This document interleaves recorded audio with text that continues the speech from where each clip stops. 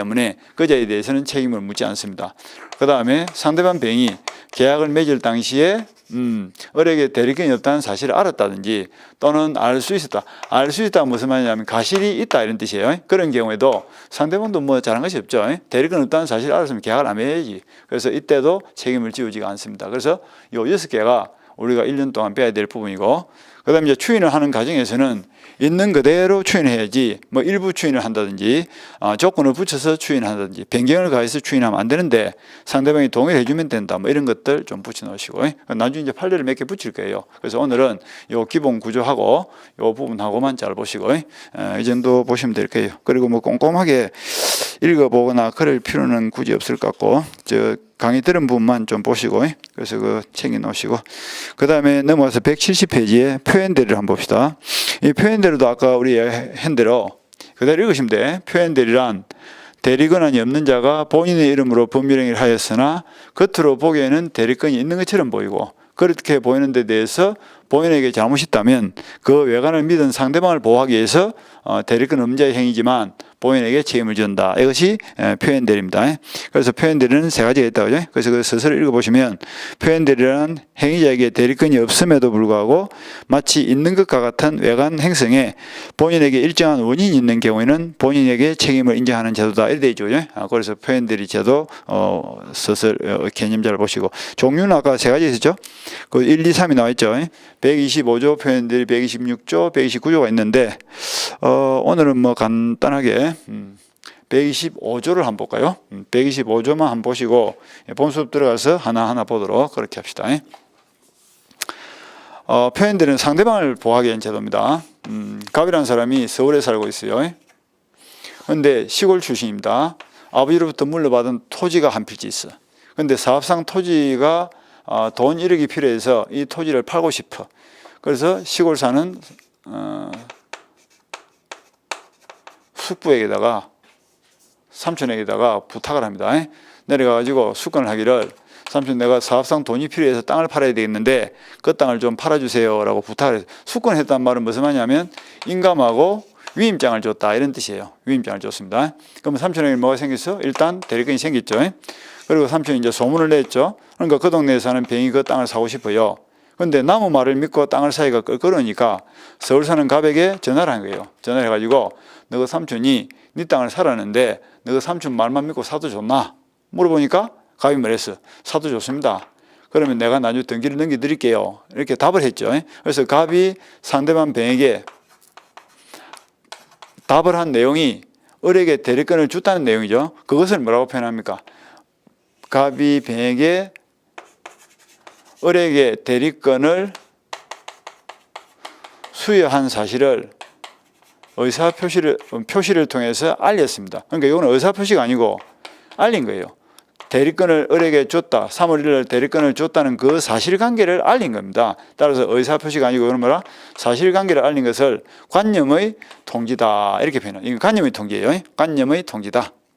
그러니까 이제 병이 을이 갑의 대리인이 되었구나 이게 알아들은 겁니다. 근데 갑이 3월 1일쯤 돼가지고 돈 1억이 생겼어. 돈 1억이 이제 생겨버렸으니까 이 땅을 팔 필요가 없죠. 그래서 3월 3일 날 삼촌한테 다시 전화를 해가지고 이틀 전에 부탁했던 일 없던 걸로 합시다. 삼촌 땅 팔지 마세요 이랬다고. 그게 무슨 말이야? 전화해서 이 수건을 철회를 해버렸습니다. 수건을 철회해버리면 을에게는 이제 어떻게 돼버렸어?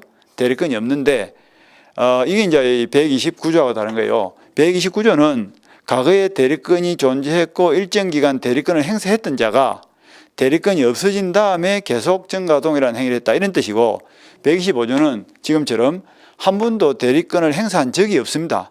대리권을 수여했지만 대리권을 행사한 적이 없어. 그러니까 대리 행위를 한 번도 하기 전에 이것이 철회가 되는 바람에 을은 처음부터 대리권이 아예 없는 겁니다. 처음부터 아예 대리권이 없는 것으로 되어버렸어. 이것이 125조예요. 처음부터 아예 대리권이 없는 것으로 되어버리면 을은 땅을 팔러 안 가야 되는데 3월 4일 날 가가지고 갑의 이름으로 매매 계약을 체결하고 뭐 돈을 한 7천만 원 받아가지고 도망가 버렸어. 우리 조카가 급하니까 7천만 원 넘길게 이래가지고 거짓말 해가지고 갑의 이름으로 땅을 팔고 도망가 버렸다고. 그리고 병이 이제 갑한테 등기하러 갑시다 이래 된 거죠. 그죠? 그러면 이제 갑이 하는 말이 3월 4일 당시에는 우리 삼촌에게는 대리권이 없고 따라서 나는 책임을 못 지게 되는 거겠죠. 그랬을 때 비로소 본인의 무권 대리 주장을 깨기 위한 도구가 뭐예요? 표현 대리예요. 그랬을 때 비로소 병이 하는 말이 너 삼촌인데 대리권이 없다고 치자. 그렇지만 인감과 위임장도 가지고 있고 그 말이 뭐야? 겉으로는 대리권이 있는 것처럼 보이고 그리고 대리권을 처리했으면 인감과 위임장도 회수하고 그 사실을 나한테 알려줘야 될 거 아니냐. 그런데 회수하지 못한 잘못이 너한테 있는 거야. 그러니까 대리권은 없지만 겉으로 보기에 대리권이 있는 것처럼 보이고 그렇게 보이는 데 대해서 본인에게 잘못이 있고 그런데 나는 대리권이 없다는 사실을 몰랐고 모르는데 과실 없이 즉 선이란 말은 믿었다는 뜻이죠. 을에게 대리권이 없다는 사실을 몰랐단 말이나 을을 대리인인 것으로 믿고 계약매했단 말이나 같은 뜻이죠. 그래서 믿고 계약매했다면 나는 대리권이 없는 자의 행위에 대해서도 본인 내한테 책임을 물어야 되겠다 이런 취지입니다. 그래서 표현 대리는 상대방을 보호하기 위한 제도인데 어떤 상대방? 무권 대리인과 최초로 직접 계약을 맺은 상대방만 표현 대리를 주장할 수 있습니다. 그래서 표현 대리를 주장을 해서 갑 네가 책임지라 이렇게 할 수 있다. 그런데 갑은 끝까지 책임을 지기 싫단 말이죠. 그럴 때는 갑이 그 소송에서 병을 상대로 뭘 입증해야 될까? 몰랐고 모르는데 과실이 없다 하지만 내가 알기로는 한동네 사는 을과 병이 같은 친구 사이인 걸로 알고 있고 모른 척하고 계약을 맺을 뿐이다. 즉 알았다 또는 알 수 있다는 것을 갑이 입증을 해야 돼. 입증해내면 표현 대리에 대해서 책임을 질 필요가 없고 입증을 못하면 을에게 대리권이 없더라도 을을 뭐로 본다? 대리권이 없더라도 을을 표현 대리인으로 인정하기 때문에 본인이 책임을 져야 된다 이런 논리입니다. 그것이 이제 표현 대리의 가장 기본적인 이야기죠. 이런 사례 정도 한 개만 오늘 알고 갑시다. 그 다음에 넘어가서 그 표현 대리 효과 마지막에 그래서 표현 대리 요건이 충족되면 본인은 표현 대리 행위에 대해서도 책임을 져야 됩니다.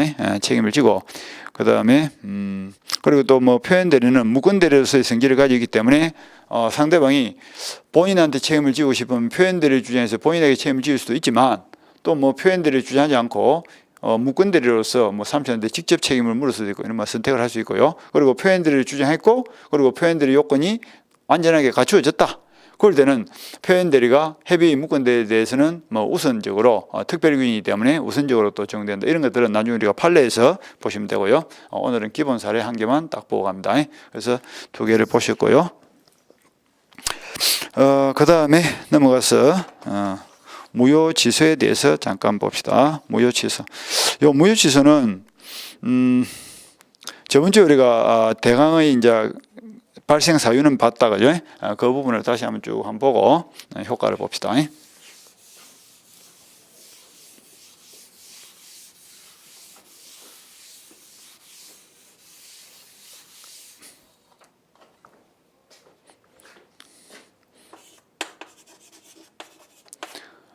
법률 행위를 하면 그 효과가 발생하는데 셋 중 한 개죠. 완벽하게 하면 유효가 되고 완전 잘못된 행위라면 무효가 되고 어중간한 것이 그 지속 가능이다 이랬죠. 그런데 이 지속 가능이란 것은 그 의미가 일단은 효력이 있다는 뜻이에요. 그래서 이걸 갖다 우리가 유동적 유효다 이렇게 표현했다. 그죠? 일단은 효력이 있다. 그런데 나중에라도 지속권자가 추인을 하면 확정적으로 유효가 될 수도 있고 지속권자가 차후에 취소를 해버리면 소급해서 무효가 될 수도 있고 그런데 지금 현재는 이렇게 될지 저렇게 될지 모르지만 유동적이란 말이죠. 모르지만 일단은 효력을 준다. 그래서 지속 가능을 유동적 유효다 이렇게 표현했습니다. 그래서 항상 사람이 행위를 하면 셋 중 한 개로 효과가 발생한다 하는 것을 미리 알아놓으면 되고요.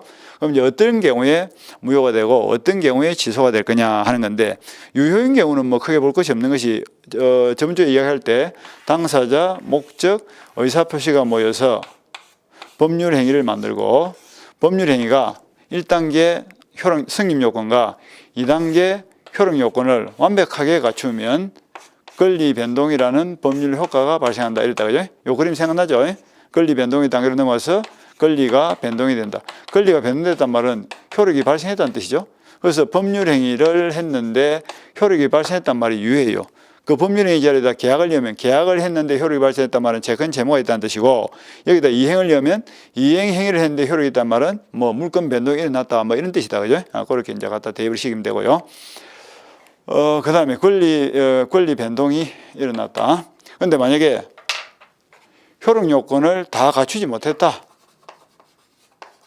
효력 요건을 완벽하게 갖추지 못하면 권리 변동의 단계로 넘어갈 수 없고, 그대로 주저앉은 법률행위가 무효가 되든지 취소 가능이 된다. 이렇게 연습했다. 그죠? 그래서 우리가 저번 주에 연습할 때 2단계 효력 요건 단계에서는 1단계에서 따지면 당사자 목적 의사표시를 좀 더 상세하게 보자 그랬죠. 그래서 당사자는 3가지 능력을 갖춰야 되고, 그 다음에 목적은 확정, 가능, 적법, 타당해야 되고, 그 다음에 의사표시는 의사표시가 일치되고, 그 다음에 의사결정에 하자가 없어야 된다. 이렇게 연습했다. 여기까지가 완벽한 효력 요건을 갖췄고 유효가 된다는 뜻이고, 그 다음에 3가지 능력을 갖춰야 되는데, 권리 능력, 의사 능력이 없는 자가 행위라면 무효가 될 것이고, 행위 능력이 없는 자가 행위라면 취소 가능이 될 것이고, 확정 가능, 적법 타당하지 않으면 무효가 될 것이고, 그 다음에 의사 표시가 일치하지 않는다든지 의사 결정에 하자가 있는 것도 문제가 있는 거죠. 그래서 일치되지 않는 것이 3가지. 그것이 뭐더라? 비진의 의사 표시, 통정 허위 표시, 착오가 있을 거고, 그죠? 일치되지만 하자가 있는 것이 뭐야? 사이강박이죠. 그래서 비진의 의사표시는 원칙은 유효인데 상대방이 알았거나 알 수 있을 때 무효되고, 통정의 표시는 처음부터 무효되고, 착오는 취소 가능이 되고, 사이강박도 취소 가능이 된다 이랬죠. 그러니까 지금 이 시간에 배울 무효 취소가 저번 주에 배운 요것이 이제 전부예요. 그런데 이 무효 취소의 성질이 꼭 같은 것은 아니라 그랬죠. 그래서 여기다 선을 쳐서 당사자 목적에 관련된 무효 취소는 절대적 무효 취소고, 그 다음에 의사표시와 관련된 무효 취소는 상대적 무효 취소다. 이렇게 연습했다. 그죠? 상대적 무효 취소다. 이렇게 표현을 했을 거예요. 절대, 상대. 절대는 누구에게나 예외 없이 주장할 수 있고, 상대는 딱 정해진 상대방에게만 주장해야 된다. 이렇게도 연습했죠. 이 부분을 지금 오늘 배우는 겁니다. 그래서 이 상대적 무효는 반드시 어떤 말에 따라간다? 선의 3자에게는 대항할 수 없다는 말에 따라가고, 절대적 무효는 선악을 불문하고 무효나 취소를 주장할 수 있다. 이런 말에 따라가면 되겠죠. 요 가지가 저번 주에 배운 기초예요. 요 기초를 이제 토대로 해서 오늘 연습을 하면 되겠죠. 자, 먼저 무효의 개념부터 한번 보시면, 무효부터 봅니다. 무효. 무효를 먼저 보고 취소를 나중에 보는 게 좋겠죠. 갑이 토지 한 필지를 을에게 팔기로 3월 1일 날 매매 계약을 체결하고, 대금은 1억으로 정하고 5월 1일 날 이행을 하기로 했는데, 갑이 계약서에 도장을 찍을 당시에, 날인을 할 당시에 만취 상태에서 날인한 것으로 밝혀졌다. 그럼 여기 어디에 속합니까? 여기 속하죠. 그죠? 아까 우리 의사 능력이 없는 자가 행위하면 뭐가 된다? 무효가 되고, 무슨 무효? 절대의 무효. 그러니까 표가 머릿속에 딱 들어있으면 의사 능력이 없는 자가 법률행위를 했다라면 절대적 무효 바로 나와야 되겠죠. 그래서 이 계약은 만취 상태, 즉 의사 능력이 없는 상태에서 했기 때문에 무효가 된다 이런 뜻이죠. 계약이 무효란 말은 채권 채무가 없다는 뜻입니다. 따라서 이행 날짜 되더라도 이행을 할 필요가 없어. 땅을 줄 필요가 없고 대금 1억을 줄 필요가 없죠. 그런데 무효라는 사실을 모르고서 등기를 넘겨줘 버렸다, 대금을 지급해 버렸다 하더라도 계약이라는 근거 없이 땅을 주고 돈을 준 것이기 때문에 근거 없이 주고받은 것은 뭐래요? 부당이득이다. 따라서 을은 갑을 상대로 1억에 대해서 부당이득 반환을 청구할 수 있고, 갑도 을을 상대로 무효를 원인으로 등기 말소를 청구할 수 있겠죠. 부당이득 반환 이유로 등기 말소를 청구할 수 있다. 여기까지가 이제 무효의 기본 원칙이죠. 그래서 무효란 말은 채권 채무가 발생하지 않는다. 채권 채무가 발생하지 않기 때문에 이행을 하기 전이라면 이행을 할 필요가 없고, 이행을 해버렸다면 주고받은 것은 근거 없이 주고받은 것이기 때문에 부당이득에 해당되고 그 반환을 청구할 수 있다. 부당이득에 해당되고 그 반환을 청구할 수 있다. 이렇게 생각하면 되겠다. 여기까지가 무효의 기본 요소. 그 다음에 이제 무효의 개념에 대해서 한번 봅시다. 무효란 말은 무엇을 의미하느냐면, 무효란 말은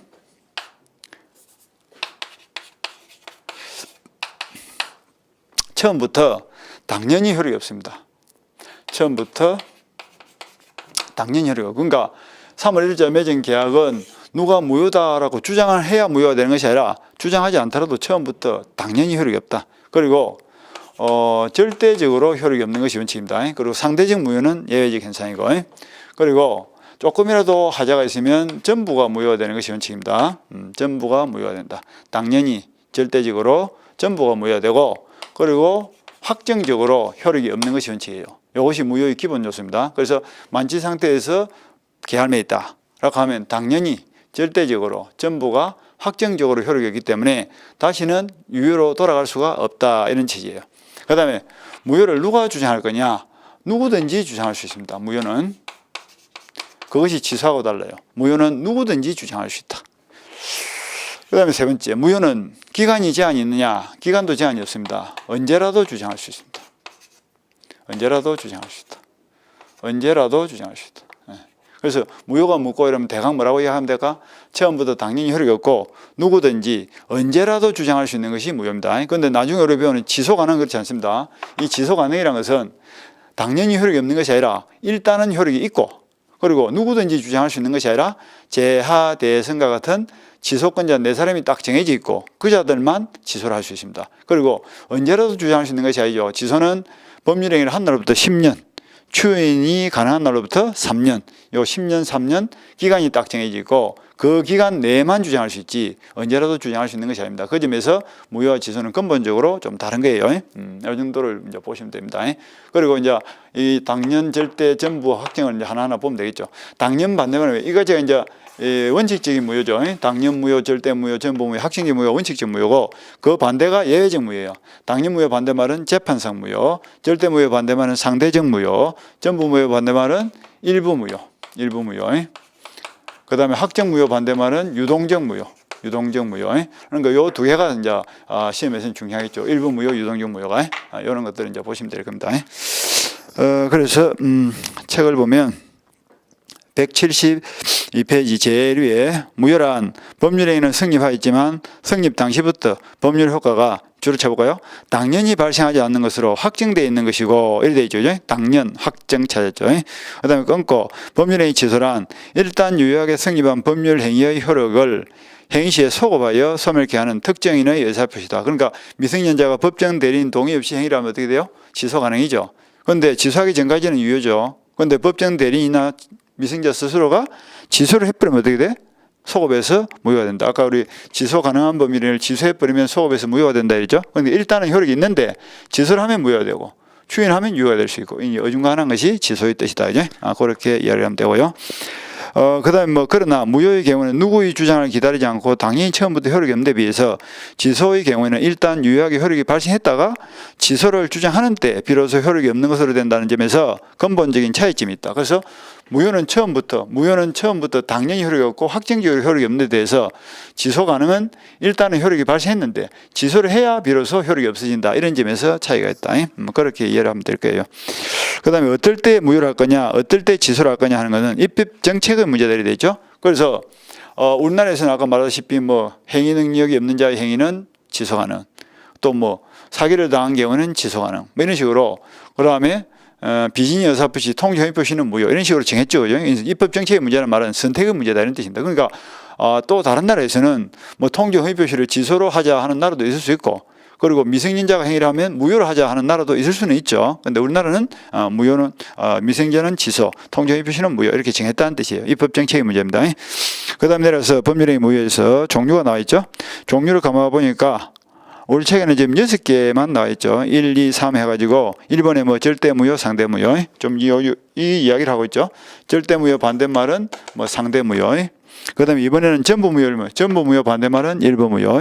3번에는 확정 무효와 유동적 무효, 확정적 무효 반대말은 유동적 무효. 요건 안 나와 있죠. 당연 무효 반대말은 뭐예요? 재판상 무효. 이 재판상 무효는 민법에는 없어요.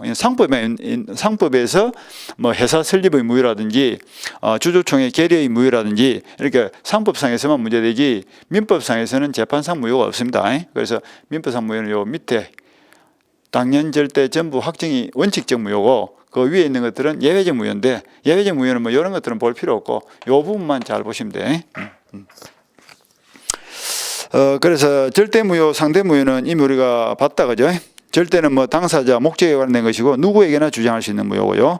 상대적 무효는 비진의 의사표시와 통정 허위 표시 두 가지에서만 문제되고 반드시 어떤 말이 따라간다 했지? 선의 3자에게는 대항할 수 없다 하는 말 따라했죠. 그것도 이제 저번 주에 봤던 내용들이죠. 그 다음에 전부 무효, 일부 무효. 그래서 우리나라 민법상 무효는 전부 무효가 원칙인데 일부 무효는 예외적 행사입니다. 그래서 무효 부분이 없더라도 법률행위를 했을 것이다 라고 인정될 때만 뭐 일부 무효를 인정한다. 그것도 나중에 봉 수업 들어가서 상세히 보도록 하고요. 그 다음에 확정적 무효, 유동적 무효. 원칙은 확정적 무효인데 아까 유동적 무효는 어디서 봤냐면 금방 회비의 무건대리 할 때 봤다고요. 아버지 토지를 어려한 자식이 상대방 뱅가 3월 1일 날 아버지 이름으로 매매 계약을 체결하고 돈 받아가지고 도망가 버렸다.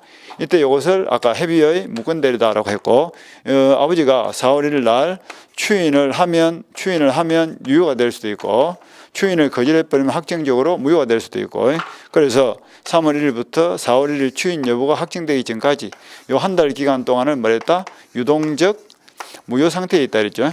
일단은 효력이 없다는 뜻입니다. 이게 유동적 무효인데 차후에라도 추인을 하면 소급해서 유효가 될 수도 있고 추인을 거절해버리면 확정적 무효가 될 수도 있고 어떻게 될지 모르지만 일단 효력이 없다가 유동적 무효예요. 그래서 이거는 나중에 본수업 들어가면 이 해비의 무건대리보다 더 중요한 것이 뭐냐면 유동적 무효 측면에서 더 중요한 것이 뭐냐면 토지거래 허가구역 내에서의 매매 행위에 대해서 쭉 보실 겁니다. 오늘은 일단 유동적 무효가 이런 개념을 가지고 있다 하는 정도만 보시고요. 그래서 그 방가로 이번에 읽어보면 유동적 무효는 법률행위 효력이 현재로서는 발생하지 않지만 차후에 허가나 추인에 의해서 소급하여 유효로 확정할 수 있는 법률적 그런 상태를 유동적 무효 상태로 하고 뭐 토지거래 허가구역 내에서 토지 매매 행위가 허가를 받기 전에는 효력이 없는데 나중에 허가를 받으면 소급해서 유효가 되는 유동적 무효의 가장 대표적인 케이스입니다. 그 다음에 이제 무효행위 추인으로 내려가서 확정적 무효가 원칙이기 때문에 한 번 무효는 영원한 무효입니다. 그런데 추인을 했다면 그거는 어떻게 취급을 할 거냐 여기에 대한 이야기예요. 그러니까 요거는 여기다가 한번 볼까요? 여기다가 붙여서 한번 봅시다. 지금 현재 만취 상태에서 계약서에 도장을 찍었으니까 무효죠. 그런데 갑이 3월 3일 날 정상이 됐습니다. 정상이 됐다는 것은 이제 만취 상태에서 정상적인 상태로 돌아왔단 말이죠. 돌아왔는데 계약서가 한 장 있고 계약의 내용을 보니까 계약은 제대로 체결된 거예요. 그러니까 그 계약서를 들고 상대방 을을 찾아가서 하는 이야기가 3월 1일 날 맺은 계약은 만취 상태에서 맺은 계약으로서 무효다. 그런데 계약은 제대로 체결된 것 같으니까 오늘이라도 이 계약을 인정을 해주자 하니까 을도 뭐야 좋습니다. 그래서 3월 3일 날 뭘 했다고? 3월 1일 날 맺은 무효인 계약을 합의하에 추인을 하기로 합의를 본 거예요. 그러면 이 무효인 계약이 유효로 바뀔 것이냐 하는 건데 그런 거는 없어. 소급해서 유효로 되지는 않습니다. 한 번 무효는 영원한 무효이기 때문에. 그렇다면 추인 그 자체는 뭐로 볼 거냐? 그 자체는 3월 3일 그때부터 뭐로 본다? 새로운 매매 계약을 체결한 것으로는 인정해 주겠다 이런 뜻이에요. 새로운 매매 계약으로서는 인정을 해 주겠다. 그러니까 소급해서 유효가 되진 않는데 그때부터 새로운 계약을 맺은 걸로 보지 3월 1일자 계약이 3월 3일부터 유효로 바뀐다는 뜻은 아닙니다. 3월 1일자 계약은 완전히 효력이 없고 3월 3일부터 추인 그 자체를 새로운 계약으로 간주를 해 주겠다 이런 뜻입니다. 새로운 계약입니다. 원래의 계약이 무효가 유효로 전환이 된다 이런 뜻이 아니에요. 조심해야 돼. 그래서 1번을 보면 무효행위는 추인하여도 그 효력이 생기지 않는 것이 원칙이다. 끊고 그 말은 소급해서 무효가 유효로 바뀌지는 않는다 뜻입니다. 다만 당사자가 무효임을 알고 추인을 했다면 그때부터란 말이 중요한 거예요. 그때부터 즉 비소급적으로 그 다음 줄 재죠. 그때부터 새로운 법률행위를 한 것으로 본다. 이 말을 잘 이해하는 게 좋고요. 그때부터 새로운 계약으로 봅니다. 2번도 똑같은 이야기죠. 그 다음에 이제 3번은 뭐냐면 무효 중에서 아주 질이 안 좋은 무효가 있죠. 저번 주에 우리가 103조를 이야기했을 거야. 103조가 뭐냐면 반사회적 행위자죠. 아까 우리 외울 때 궁사정윤이의 개인적 자유와 생존을 위협하는 행위는 무효다. 그 내용입니다. 그거는 어떤 무효? 불법적인 급여의 무효이기 때문에 무효니까 이행하기 전에 이행할 필요 없지만 이미 이행을 해버렸다면 불법적인 급여에 해당되고 따라서 주고받은 것은 반환도 청구할 수 없지만 무효행위 전환도 할 수 없고 그 다음에 추인도 할 수 없는 것이 원칙이에요. 추인을 하더라도 그건 아무런 효력이 없습니다.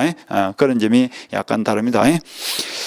그 정도 좀 보시고 이제 103조의 무효는 좀 특별한 거기 때문에 반드시 외우라 그랬죠. 공사 정윤위의 개인적 자유와 생존을 위협하는 행위는 무효다 하는 부분 중요하고요. 거기까지 보겠습니다. 그 다음에 조금 쉬었다가 취소를 보겠습니다. 쉬었다 하겠습니다.